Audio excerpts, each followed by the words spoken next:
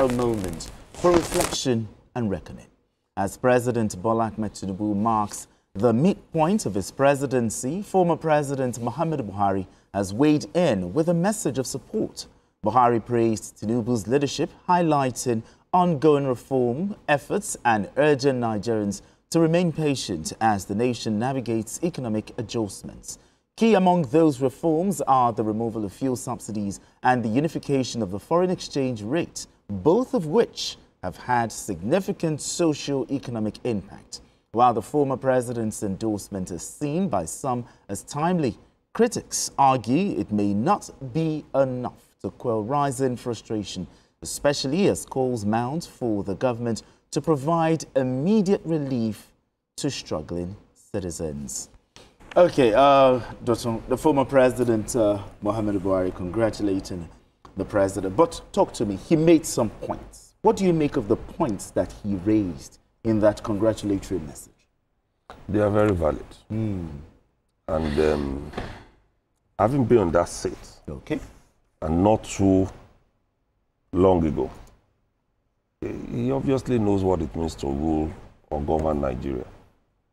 And I love the fact that he did not only congratulate the incumbent, he also taxed him on the country's future. I think he needs to do more and sustain what he's doing now. You know, in our own part of the country, I don't know what other parts say. They say when a child falls down, the first thing he does is to start running the way it was going. But when an adult falls down, he looks back. Exactly. And that's what Buhari has done, with benefit of hindsight. Where were we? Where are we? Because the problem we have mainly in Nigeria in assessing our government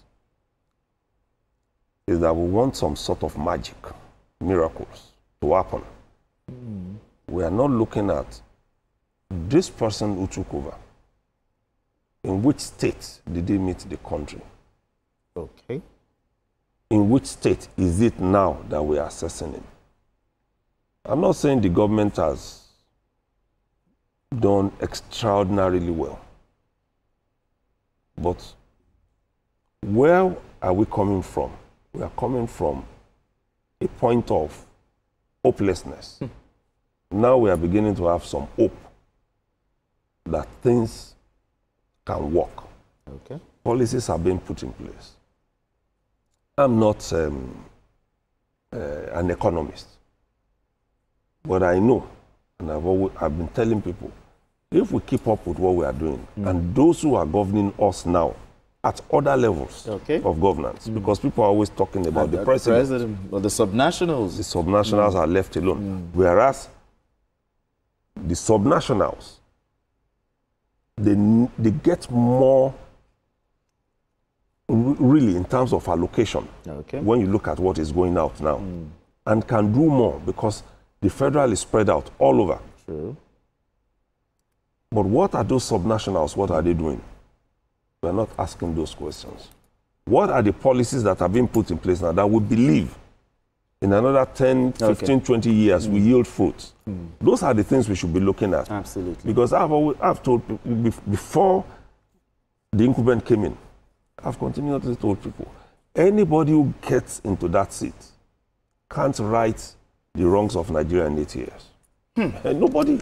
Okay. There is no magic. You can't fully write it. You can only do your bits and pass on the baton. Because things that we destroyed in several years, at a point when we said to ourselves, our problem is not money but how to spend it. Until now that we have become borrower. To the extent that anywhere we can find money, we are struggling for it. Those years, we should consider them before tasking anybody to make the dollar 1 naira. All right then. Okay, BK, now looking at some of the things he said, he said something. He said he urged the citizens that their expectations from the government should not get heavy. I mean, how do you interpret this? I mean, this is a very good press statement issued by Garuba Shehu, former spokesman, former presidential spokesman, Yeah. and spokesman to President Buhari currently.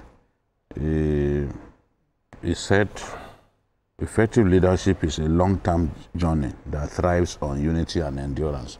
That way he's saying, look, we Nigerians must be patient and we must be ready to work together. He then said that desired changes must not fall victim to nettlesome domestic politics. That is deep. That we must not play politics with the need for reform. Okay. We can see people want to be president trying to give the impression that, it's not right to do this reform. Meanwhile, they had boasted about it that if they had the opportunity, they would do it. They would, exactly. You know, one even said, they have a remote subsidy on fuel, they have remote subsidy on electricity. If they have their way, they will take money from us for the air that we use. It's politics. I believe that's exactly the sort of rhetoric that Garba Shehu in this press statement was talking about. He acknowledged that economic strain currently being faced by Nigerians is heavy, but stressed that hardship is not without purpose, which is a way of saying, look, things may be tough today, but tomorrow will be better. So it's offering hope. So the press statement is not just warmly greeting the president, but also offering hope to Nigerians. True. And then it went on to say, reforms take time to yield dividends. The task of reducing poverty and inflation, which have hit the poorest families the hardest, is immense and must not be left only for the government. Okay. The private sector and all of us as citizens must join in all ways that we can. I mean, this is a brilliant, very well put together press statement, because it says a lot, even in a few words. Absolutely. That the private sector has a big role to play in helping us to achieve the Nigeria of our dreams. You and I must play our part. It's rallying everyone to get involved in the Nigerian project. It's not saying, oh, I was there before and some of the president's minders have attacked me, attacked our government, therefore I should not say the truth. No, President Buhari is not that kind of person. Because I've also read some statement made by people in this government that I did not particularly think was strategic, was sensible to say. Yes, the man is gone. He's water under the bridge. Let's face the realities of today. The man at the helm now, we have to do our best to support him to succeed. If he succeeds, Nigeria succeeds. Sure. If the economy improves, it's not one person's benefit. So, nettlesome politics that Garba Shehu talks about today, we see a lot of people play it. But as I always say, Nigeria is bigger than each and every one of us. And Nigeria is still being pushed. Okay. It's still being pushed. If it means going back to court, it will be thought to that. Whatever it will take, it must happen. When that happens, I believe that the authority of government, which is the closest to the people, will also have a say in what happens. Because we need to be able to see our chairman, who is closest to us, in action. We are not seeing them now. We are not even seeing the council. No. I said we are not seeing chairman. Now do you want to see? So those are things that we must work on. We must also, for the economy, keep up whatever is being done, but ensure that the subnationals who are benefiting from the two major reforms that the president is being hit left, right, and center over, they also use the funds to do better.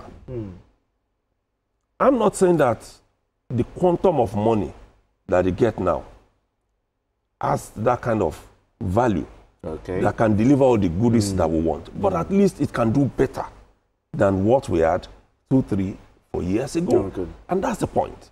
So there must be a way of ensuring that these things work. Okay. There are some good reforms that are ongoing in some of the ministries, in some sectors. We are seeing them. Interior is there. We can see what the Interior Ministry is doing. We can see also works, what is happening there. We can see foreign affairs, that we are getting better. Our people now cannot just be slaughtered, quote and unquote, just anywhere around the world, and expect that Nigeria is going to sit back and watch them do nonsense. All right, then. You know? All right, gentlemen. We need to go on this quick break now. When we return, BKO, I'll talk to you about that part. How, talk about it tomorrow. Okay. We need to go on this quick break, and when we return, the conversation continues. Don't go anywhere. Still, journalist Hangout.